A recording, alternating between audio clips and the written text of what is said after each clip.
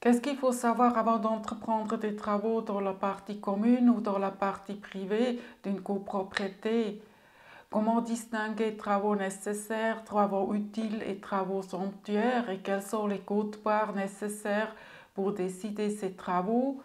Bonjour, c'est Esther Lauber et je vous réponds dans cette vidéo à ces questions. Les travaux dans la partie privée. Chaque copropriétaire a un droit exclusif d'aménager l'intérieur de sa partie privée. Il doit tenir compte des intérêts des autres copropriétaires et ne doit pas endommager ou modifier les parties communes. Les restrictions générales à la propriété foncière doivent également être respectées, comme par exemple l'affectation possible de l'immeuble déterminée par le droit d'aménagement du territoire ou l'obligation de demander une autorisation de construire. Certains règlements prévoient en outre que le propriétaire concerné doit préalablement demander à l'administrateur l'autorisation des travaux dépassant l'entretien courant. Le copropriétaire a, entre autres, le droit d'effectuer les travaux suivants: changer les revêtements de murs et de sol, peindre son bien, refaire l'aménagement de la cuisine,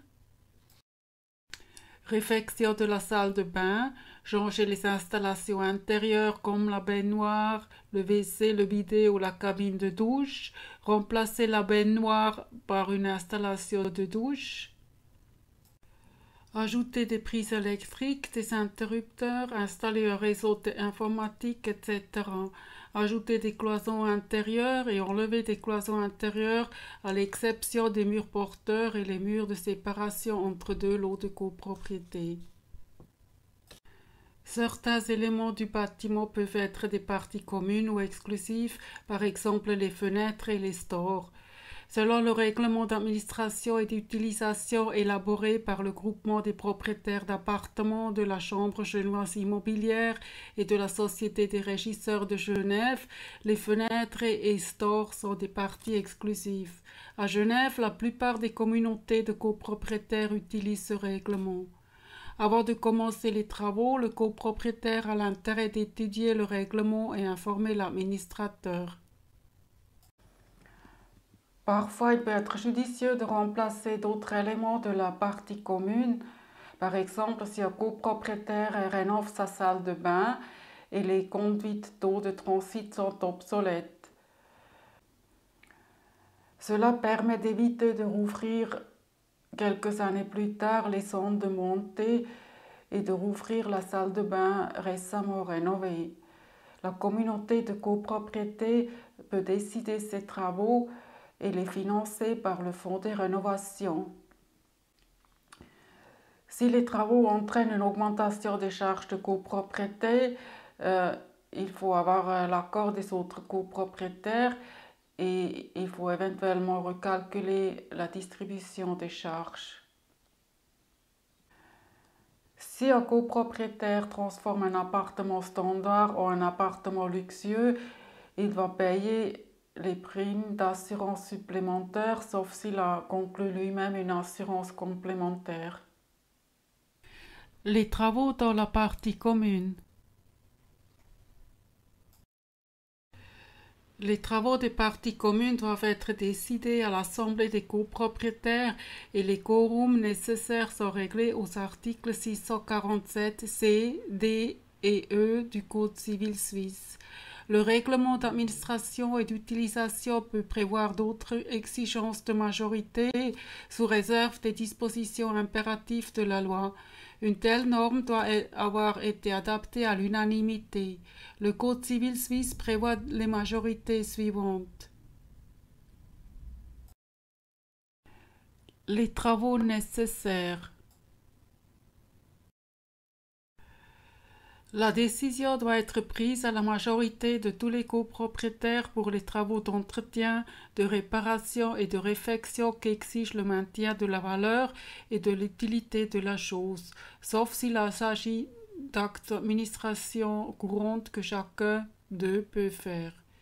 Exemple, réfection du chemin d'accès, réparation de voiture, réparation de l'ascenseur.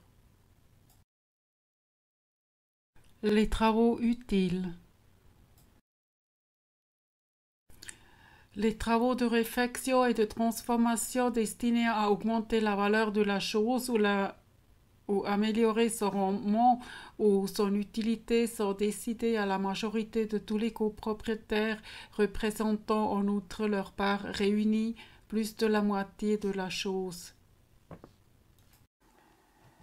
Les modifications ayant pour effet de gêner notablement et durablement pour un copropriétaire l'usage ou la jouissance de la chose pour laquelle elle a été destinée ou qui en compromettent le rendement ne peuvent pas être exécutées sans son consentement.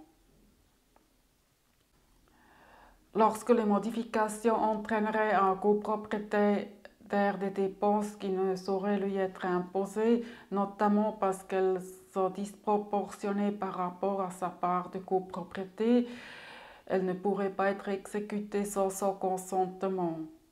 Mais si les autres copropriétaires prennent en charge sa part, qui dépasse le montant qui peut lui être demandé, ces modifications peuvent quand même être exécutées. Les travaux somptuaires. Les travaux de construction destinés exclusivement à embellir la chose, à en améliorer l'aspect ou à en rendre l'usage plus aisé ne peuvent être exécutés qu'avec le consentement de tous les copropriétaires. Si les travaux sont décidés à la majorité de tous les copropriétaires représentant en outre leur part réunie plus de la moitié de la chose, ils peuvent aussi être exécutés malgré l'opposition de copropriétaires dont le droit d'usage et de jouissance n'est pas entravé durablement de ce fait, pourvu que les autres copropriétaires l'indemnisent de l'atteinte temporaire portée à son droit et se chargent de sa part des frais. J'espère que cette vidéo vous est utile.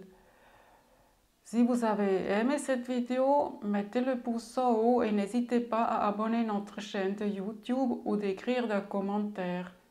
Je vous en remercie, à bientôt et au revoir.